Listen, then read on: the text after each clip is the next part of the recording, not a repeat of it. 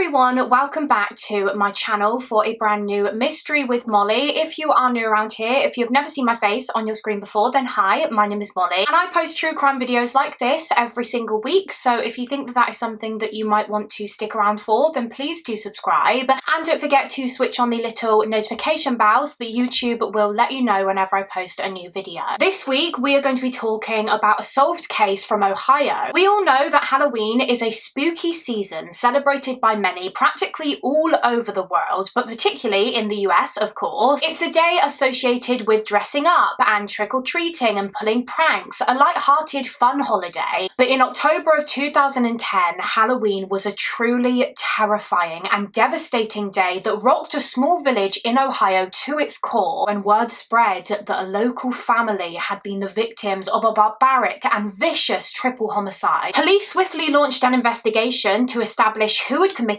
these horrific murders and why. Why would someone have wanted this nice, seemingly normal family dead? Thankfully, it wouldn't take long for an arrest to be made, for a top suspect to be identified, and upon looking further into this suspect and the events leading up to the killings, police uncovered that their motive was pure hatred and anger towards the victims, as he felt as though they had wronged him. This killer was essentially a ticking time bomb just waiting to explode. Join me as we delve into the chilling case of the Liske Family Murders. But just quickly before we get into the case, please listen carefully to the following. This video contains heavy themes such as sexual assault, mental health issues and suicide. Viewer discretion is advised. So for this week's case, we are going back about 14 years now to October of 2010 in Oak Harbor, which is a village located in Ottawa County in the state of Ohio in the US. Oak Harbor is a relatively small village in Ohio. In 2010, it had a population of around 2,700 people, so there was always a real sense of community there. Everyone knew everyone, and it felt like a safe place to live. Crime rates were very low in Oak Harbor, and so for the Liske family, it was thought to be the perfect place to reside. The Liske family consisted of husband and wife, William or Bill Liske, and Sue Liske. Bill was 53 at the time that this case occurred, Sue was 46, and they'd been married for about 9 years or so, and they'd both actually been married before. They'd had previous spouses that they divorced, and then they eventually found love again with each other, and they married in 2001. And when they came together, they formed what is known as a blended family, because both Sue and Bill had children from their previous marriages. Sue had 2 children, 2 sons. She had Derek Griffin, who was 23, and Devon Griffin, who was 16. And then Bill also had a son who was 25 years old, and his name was William Liske too. He was Bill Liske Jr. However, he was actually called BJ for short, so that's what I'll refer to him as in this video to avoid any confusion, BJ Liske. And yeah, when Sue and Bill got together, they all started living together in a house in Oak Harbor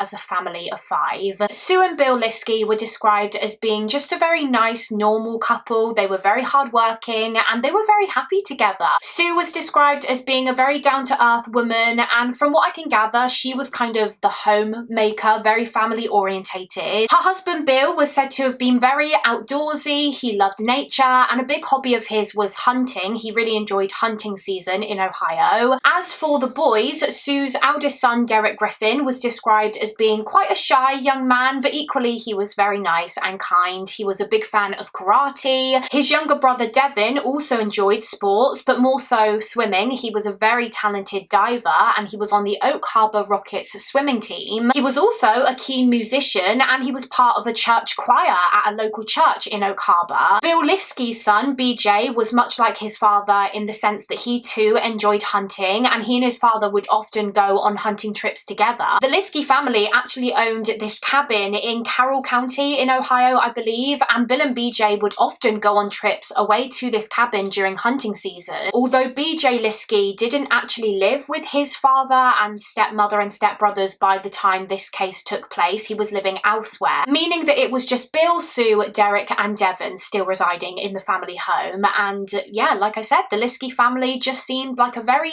typical happy family living in Oak Harbor, which is why it came as such a shock to the local community when in the fall of 2010, news broke that this seemingly nice normal family had been the victims of a vicious and brutal homicide. It was the 30th of October 2010, 2010, Bill Liske and his son BJ had just returned home from one of their regular hunting trips, and then that Saturday evening, Bill invited one of their neighbours named Mark over to the house, and he, Mark and his son BJ all just sat chatting, having a couple of drinks, catching up, and this went on until around midnight. It was a fun and sociable evening. Everything seemed fine in the Liske household. Now fast forward to the following day, so this is the 31st of October 2010, obviously Halloween, and that Halloween morning, Sue Liske's youngest son, 16-year-old Devon, returned home after spending the night at his biological father's house. He arrived back at the house where he obviously lived with his stepfather Bill, his mother Sue, and his older brother Derek at around 10 a.m. that morning. However, he was literally only there for a few minutes because he just popped in to quickly get changed into these clothes that he planned to wear to this concert that he was going to. As I mentioned, he was in the choir at the local church and they were hosting a concert that Sunday morning. So Devon quickly popped home, he got changed into his choir outfit, he then left the house, went to this church concert, and then when the concert ended, he returned back home at around 11:15 a.m. And as soon as he got home, he just immediately started playing video games, so it was just a pretty average, typical Sunday morning for him. Or at least that was until Devon was contacted by his aunt, his mother's sister. Her name was Laurie. Laurie rang Devon just before 1 that afternoon whilst he was still playing video games, and the reason she rang was because she was confused and a bit concerned as Devon's older brother Derek was supposed to be coming round her house for work that morning. Basically, Derek worked in construction and so did Laurie's partner, and I think Derek would work for her partner. And he was due to be working that morning, but he just never turned up, and he didn't contact his aunt to let her know that he wasn't going to be coming either.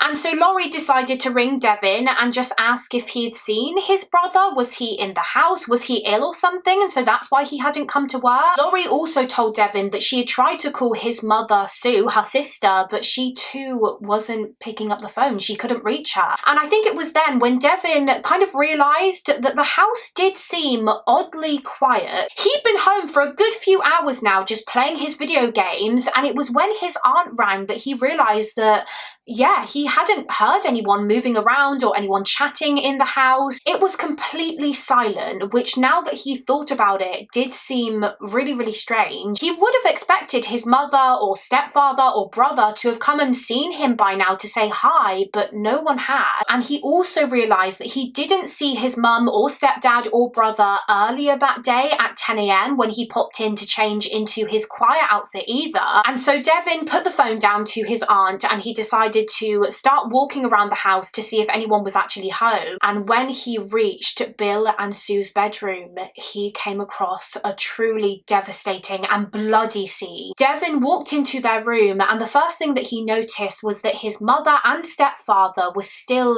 in bed, still lying in bed. It looked like they were still sleeping, which of course was bizarre because it was the afternoon by this point. So Devon started walking towards their bed. He walked towards his mother and started kind of pushing her a little bit, tapping her to wake her up, but she wouldn't. And that was when Devon pulled back the duvet, and to his absolute horror, he realised that his mother Sue was covered in blood. And in Devon's words, quote, her eyes were black and blue and she was stiff as a board. Now Devon says that initially he actually thought that this may have been some kind of prank. Obviously it was the 31st of October, it was Halloween. Were his mother and stepfather pranking him? Was this a joke, a sick joke that they were trying to pull? But quickly he realised that this was no prank. He realised that his mother was dead, as was his stepfather Bill. He was lying dead in the bed beside her. So of course, extremely scared and panicked, Devon ran straight out of the house and he called back his aunt Laurie. He was screaming and crying down the phone and he was shouting to his aunt that something had happened to his mum and stepdad. They were dead and covered in blood. And so Laurie, of course, also panicked, immediately rushed over to her sister's house, and she also called 911, I think while she was on the way. Now Laurie arrived at the scene before emergency services, so she went into the house while she was on the phone to the 911 dispatcher, and she tragically confirmed that yes, her sister and brother-in-law were dead. And once paramedics turned up, Bill and Sue Liske were pronounced dead, and it appeared as though their cause of death,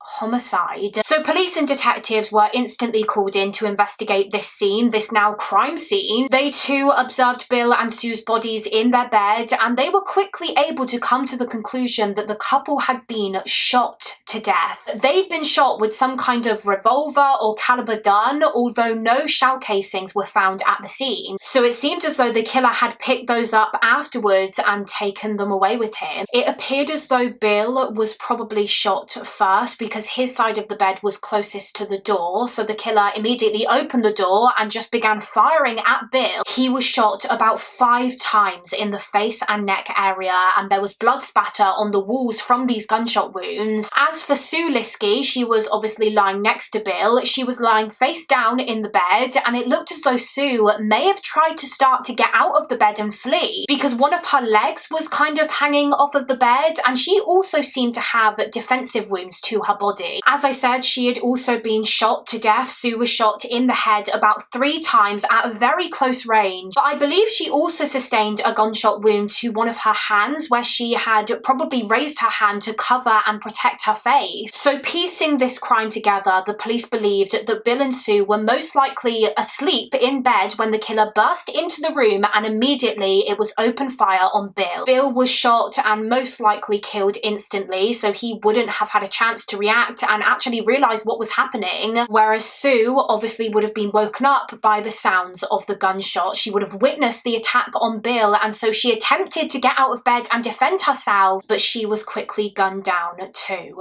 Now, I did read that Sue had also been sexually assaulted by the attacker, but take that information with a pinch of salt because I only came across it on like 1 or 2 sources, so I can't be entirely sure if that is correct. Upon looking around the rest of the house, the police observed that it was pretty normal. The living room looked normal, the kitchen appeared to be normal. It didn't look like anything had been stolen, the house hadn't been ransacked, and there were no signs of forced entry, so it didn't seem like this was the case of a robbery gone wrong or anything. But then the police started making their way upstairs. Now, Sue and Bill's bedroom was downstairs in the home, but when the police went upstairs, another shocking discovery was made. Detectives realised that Sue and Bill's bodies were not the only ones in this house. They walked upstairs to find that one of the bedrooms was locked. They couldn't get in, and so they actually had to force their way in. They had to bust the door open, and when they did, they discovered that in that bedroom lay the body of another member of this poor family. It was 23-year-old Derek Griffin, Sue's eldest son, who, as we know, did not show up for work that Halloween morning. And of course, we now know why, don't we? It was because he was deceased. Derek was also found dead in his bed, and it appeared as though he too was attacked and killed in his sleep and had no chance to react. Derek was lying in the fetal position with his duvet kind of covering the bottom half of his body. He was covered in blood and facing the wall, and there was blood spatter all over the wall, although it turns out that he hadn't actually been shot like his mother and stepfather. He had a different cause of death. Derek Griffin had actually been beaten around the head with what police believed was a hammer. He'd died as a result of blunt force trauma to the head after being hit at least twice with this hammer. Although, just like the shell casings and the gun used to kill Sue and Bill, there were no signs of this murder weapon at the scene. Now, as I said, Derek also appeared to have been killed in his sleep, so he, like Bill, didn't have any defensive wounds, and the police theorized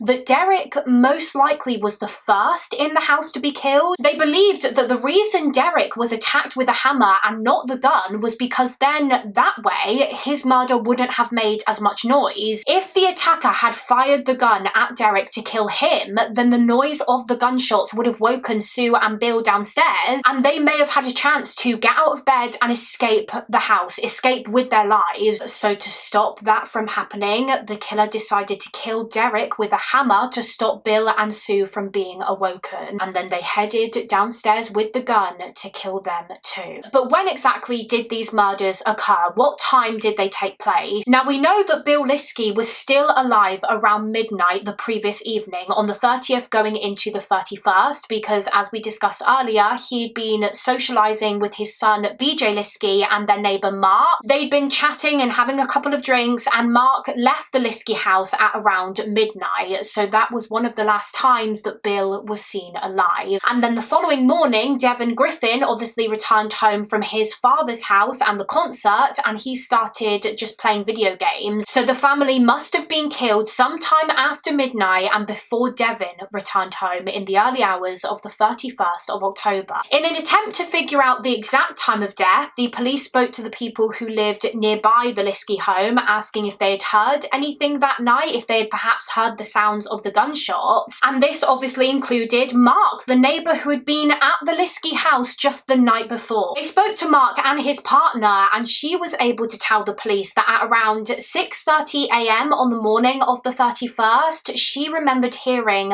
like 3 loud bangs. I don't think she really knew what these bangs were at the time, but upon finding out that the Liske family had been murdered, she realised that they were probably the gunshots. So that placed their time of death as being around 6:30 in the morning. As well as speaking to neighbours, the detectives also started taking statements from those closest to the Liske family, their friends and other family members, including, of course, Devin Griffin, Sue Liske's youngest child and the person who found their bodies and raised the alarm. And actually, the police quickly became pretty suspicious of Devin Griffin. They started looking at him as a potential suspect. The reason being because his account of that morning just seemed really strange. So just to reiterate quickly, 16-year-old Devin had been staying with his biological father the night before the murders, and then on the morning of the 31st, he popped back home to his mother and stepfather's house for literally just a few minutes to change into his choir outfit. This was at around 10 a.m. He then attended the concert at his local church before returning to his mother and stepfather's house at approximately 11:15 a.m. and he started playing video games. He was playing video games for a couple of hours, and as we know, it wasn't until his aunt Laurie rang at around 1 p.m. that afternoon asking where Derek was, when Devin started looking around the house and he found the bodies of Bill and Sue in bed.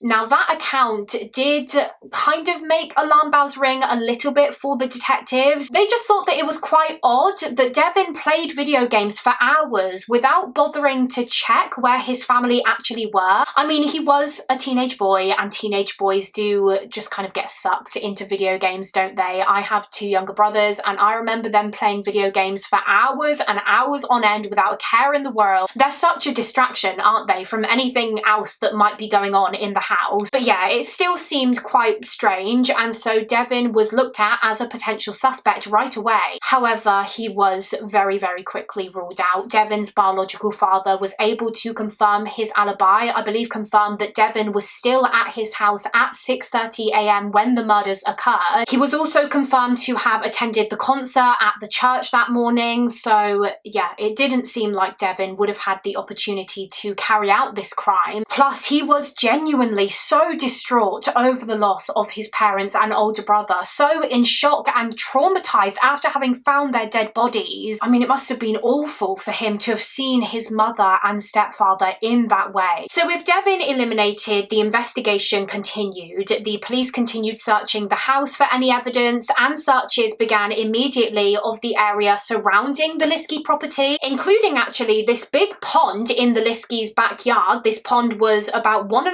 acres, and it became of interest to the police as on the pond dock, they noticed some fresh, muddy footprints. Now, the police wondered whether these footprints may have come from the killer, and knowing that the murder weapons obviously hadn't been found yet, they theorised that perhaps after killing the Liske family, the perpetrator walked onto the dock and they threw the murder weapons into the water. So very quickly, a decision was made to actually drain this big pond. However, as it would turn out, nothing of significance was really found. The hammer wasn't found, and neither was the gun that was used to shoot Bill and Sue. Meanwhile, as this search was going on, detectives continued looking into other people in the Liske circle, their other family members, and again, very quickly, the police identified another potential suspect. It was 25-year-old BJ Liske, Bill's son from his previous marriage, and actually, he almost instantaneously rose to the very, very top of the suspect list for detectives whilst they were taking a statement from BJ's stepbrother, Devin. Devin. You see, as Devin was talking the police through his account, he actually mentioned that he had very briefly seen and interacted with BJ at the Liske house on the morning of the murders, despite the fact that BJ didn't live there himself anymore. Devin informed the officers that as he was leaving the house after getting changed into his choir outfit just before he left to go to the church concert, he saw BJ outside of the property loading some stuff into his white truck. Well, it was actually his father Bill's truck that BJ was using. It was a white Ford F-150, I think. And Devin said that BJ's kind of demeanor during this interaction was just a bit strange, because apparently normally Devin and BJ kind of rarely spoke to each other. They didn't really have that kind of relationship where they would talk a whole lot. They weren't close at all. I think whenever they saw each other, usually it was just a very quick hi, bye, and that was it. But on this particular day, Devin said that BJ was just chatting to him a lot more, but not just chatting, kind of quizzing Devin almost. He was asking him, like, what are you doing here? I thought you were supposed to be at your father's house. He was asking Devin how long he was going to stay, when he was going to leave, etc, etc. And I don't know, it just seemed a bit bizarre, because Devin said that BJ normally was very, very quiet and quite socially awkward around him, to be honest. But not this day. On the morning of the murders, he was very talkative and clearly desperate to find out what Devin's plans were, whether he would be hanging around the house. Why is that? Is that because BJ Liske had involvement in this triple homicide? Is he the one who carried out the murders of his father, stepmother, and stepbrother, and that's why he was hanging around the house that morning? But BJ's demeanor the morning of the crime wasn't the only reason why police became very, very suspicious of him. They also started looking at him as a top suspect because upon delving further into the dynamics of the Liske family, detectives learned that BJ did not have a very good relationship with his father and stepmother at all. Well, it was more so BJ and Sue's relationship that was rocky. The relationship that he had with his stepmom was very, very strained and very kind of venomous almost. And it had been that way pretty much ever since his father married Sue back in 2001, and it had never really improved. If anything, it just got worse and worse over time. I think BJ just really struggled with this new dynamic. You know, before Sue came along, I believe it was just BJ and his dad living in the home, and he liked it that way. He always felt like he had a bit more freedom to do what he wanted. Apparently Bill would leave for work really early in the mornings, and then BJ would have the house to himself pretty much all day, and he liked that. He liked the peace and quiet, and he liked just being on his own in the house, I guess, being able to do whatever he wanted. But of course, this all changed when Sue and Bill got together and they got married. Following this, Sue moved into her husband's house, and not just Sue, but obviously also her two boys, Derek and Devin. So now the Liske home had gone from being a household of just 2 people to 5, and BJ hated it. He hated this change in his life. He hated Sue. In his eyes, it was her fault that life had suddenly changed for him in, as he viewed it, a negative way. And he also hated Sue because, as I mentioned earlier, she was very much the homemaker, and after she moved in, she started to just try and introduce some house rules for BJ and her boys, Derek and Devin, to follow. Apparently one of them was just to go to school. They had to go to school, so I would imagine from that BJ probably tried to skip school a lot. It would appear as though BJ didn't like Sue because he now couldn't get away with things that he could get away with before she moved in, like for example skipping school and staying home all day. She wouldn't allow him to do that anymore, and so there were a lot of arguments between them, a lot of fights, and actually it got to the point where these fights would escalate and turn physical. BJ would turn violent towards his stepmother, especially when he was under the influence of alcohol. He would turn aggressive so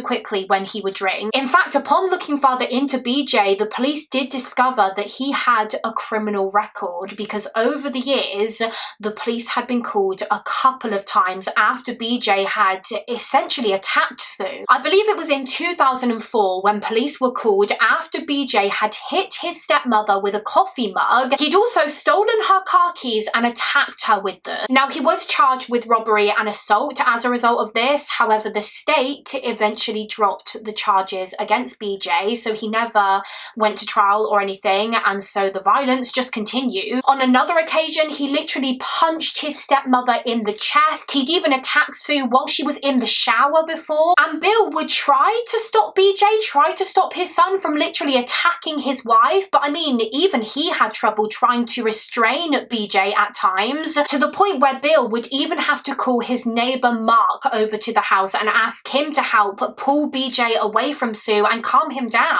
I think the police were also called when in 2002 BJ had threatened to hurt himself, I think threatened suicide because he hated his new home life. I mean, it was very clear that BJ Liske was a mentally ill young man. He was described as being, quote, troubled. I don't know exactly what mental illnesses he struggled with, whether he had actually been diagnosed with any, but after one of his violent outbursts towards Sue, BJ was taken away from the Liske home by the police and he was sent to a mental health facility for a while. And I believe at the time that this case occurred, he was living in a group home. He obviously wasn't still staying with his father and stepmother. They had refused to continue letting him live in the house because of his aggression towards Sue. But despite BJ's behaviour, despite everything that he had done, Bill and Sue still wanted him in their lives. I mean, of course they did. He was Bill's son after all. So they wanted to patch things up and still continue to have a relationship with him. So he would still pop round the house often, mainly on weekends, I think, and he would spend some time with them. He and his father Bill would still go on their hunting trips together. He just didn't live in the house anymore. They couldn't have him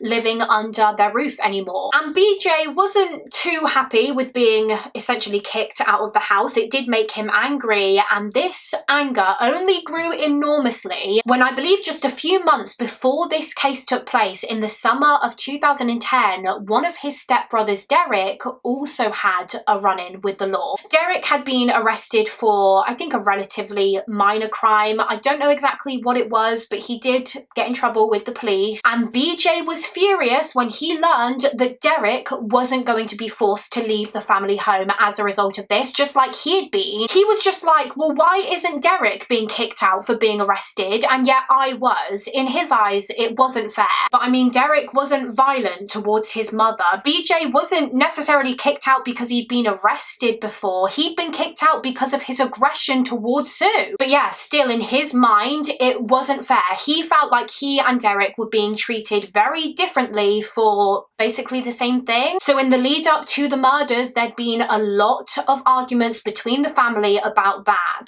So after learning all of this, as I said, BJ Liske very much rose to the top of the suspect list for the detectives. They really believed that he could have been responsible for these murders because he seemed to have a motive. So they desperately needed to speak to BJ. The only problem was they had absolutely no idea where he was. Finding him would prove to be pretty difficult. They tried to call his phone but had no luck. He wasn't answering, and actually his phone was switched off, meaning that the police couldn't track his location through it. They checked his mother's house to see if he was there. He wasn't. So it was following this when a manhunt was effectively launched to try and find this murder suspect, and quickly, before he potentially struck again. So a bolo was put out, a be on the lookout alert to other police forces in Ohio. They were told to be on the lookout for a young man who was driving a white Ford F-150, and thankfully it wasn't long before he was found. One of the places that the police were sent to search was the Liske's cabin in Carroll County, which was about 3 hours away from their home in Oak Harbor, the cabin that BJ and his dad Bill would stay in during their hunting trips, the cabin that they just stayed in actually only the week before the murders. As we discussed earlier, they'd only just got home from this hunting trip before the triple homicides occurred. As a police officer approached the cabin, they immediately noticed that a white Ford F-150 was parked outside,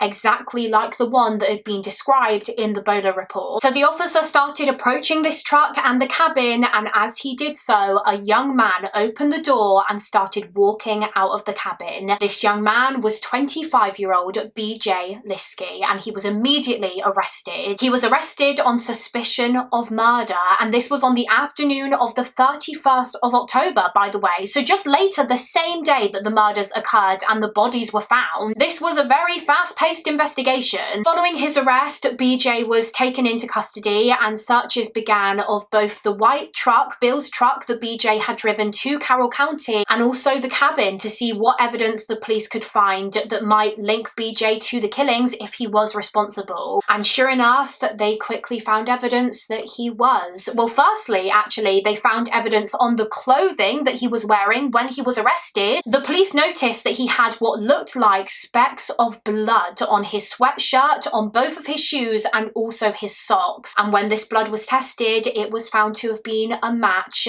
to the DNA profiles of the 3 victims of Bill Liske, Sue Liske, and Derek Griffin. In addition to that, traces of the victims' blood were also found in the white truck, and police discovered what they believed was one of the murder weapons in the truck too. They found a .22 caliber rifle, which seemed to match up with the type of weapon that was used to shoot Bill and Sue to death. And in fact, this rifle, the murder weapon, belonged to Bill Liske himself. As we know, he was a keen hunter. I think he might have owned a few guns, and this was one of them. Bill had been shot and killed with his own rifle. Now, I don't believe anything was really found in the cabin in the way of evidence. However, searches were still ongoing at the Liske house where obviously the murders took place, and eventually the second murder weapon was found. During one of these searches, detectives found a safe. It was hidden in a closet in one of the rooms. So they pulled this safe out of the closet, and as they did so, they noticed that something had been hidden behind it.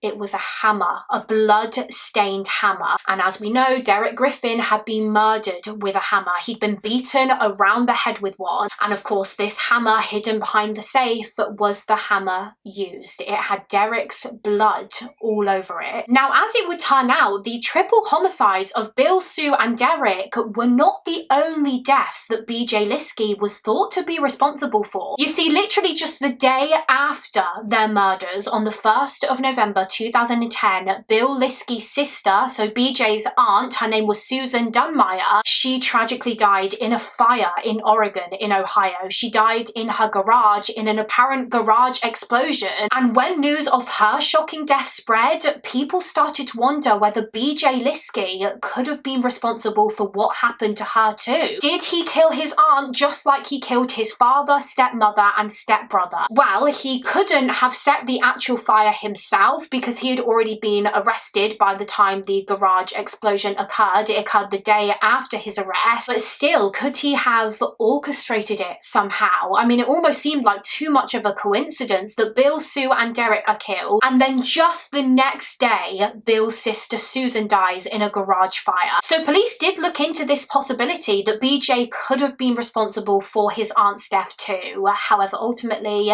they were able to establish that he wasn't. As I said, he was already in custody by the time that the explosion took place, and eventually the cause of the fire was determined to have been from a cigarette that hadn't been properly put out by Susan, and apparently she had accidentally left the gas on too, which caused the explosion. So yeah, her death was just a tragic accident, and apparently BJ Liske was actually always very close to his aunt, so he wouldn't have wanted her dead. But of course, we know from the evidence that he was responsible for the Liske family murders, although he wouldn't admit it to the police. Following his arrest, they tried to question him, but he wouldn't really say anything to them, wouldn't admit that he carried out this horrific crime. But someone that he did confess to was his mother. His mother called him whilst he was in custody, and apparently during this phone call, she started talking to him about the murders. She actually started reading to him this newspaper article about the murders because the case had hit the headlines by this point. It was all over the news. Understandably, it rocked the community of Oak Harbor. Like we talked about at the beginning of this video, Oak Harbor was known to be a very safe and friendly little village in Ohio. Crimes like this just did not happen there, so when it did, word spread fast. Anyway, his mother was reading him this news articles about the killings over the phone, and she was, of course, very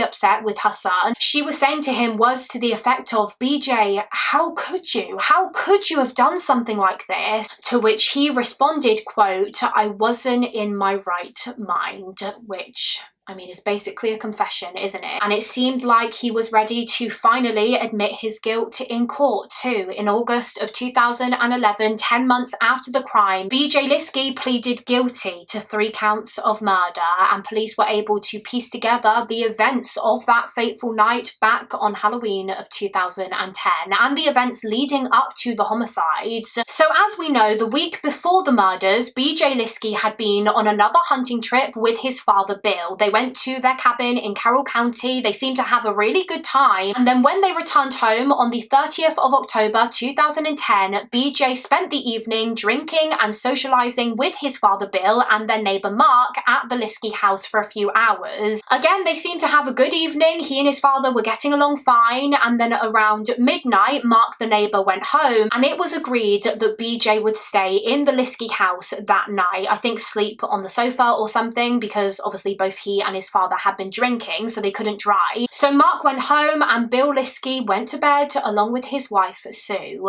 But BJ Liske didn't go to bed. He didn't go to sleep. Instead, he started thinking about, you know, all of the reasons that he resented both his father and stepmother, how angry they made him over the fact that he had been essentially kicked out for his aggression towards Sue. He still held so much resentment for this, so much anger, and as we discussed earlier, this anger was only made worse when BJ would drink. When he was under the influence of alcohol, he became a lot more infuriated and aggressive and violent, and he had been drinking that night, and clearly something in his brain just switched. He just snapped, and for some reason he decided that he needed to unleash this anger on the family by brutally killing them. So early in the morning on the 31st of October, BJ headed upstairs to his stepbrother Derek's room. He opened the door, and whilst Derek was sleeping, BJ struck him at least twice in the head with a hammer, killing him pretty much instantly. He then locked Derek's bedroom door behind him and went back downstairs with his father's gun, the .22 caliber rifle. He pushed the door open to his father and stepmother's bedroom, raised the rifle, and immediately began shooting at his father. He shot his father 5 times in the head and neck, and after his father was dead, he turned the gun on his stepmother Sue and shot her dead as well. After committing the murders, BJ attempted to kind of cover up the crime by, you know, picking up the shell casings, hiding the hammer behind the safe, and then later that morning he was loading the rifle that he used to kill Bill and Sue into the truck, and that was what his other stepbrother Devin saw as he was just leaving the house to go to his church concert. That was when BJ was asking Devin all of those weird questions like, what are you doing here? How long are you going to be here for? Etc, etc. Clearly it's because he was panicking. He wanted to quickly get away from the house before anyone found the bodies. Following his guilty plea, BJ Liske was handed 3 life sentences, 1 for each murder. The death penalty was taken off the table when he agreed to plead guilty, so yeah, he was just sentenced to life in prison without the possibility of parole. However, as it would turn out, he would only actually spend about 4.5 years behind bars, as on the 31st of March 2015, BJ Liske was found unresponsive in his prison cell at the Ross Correctional Institution in Ohio, and there was nothing that could have been done to save him. He was dead,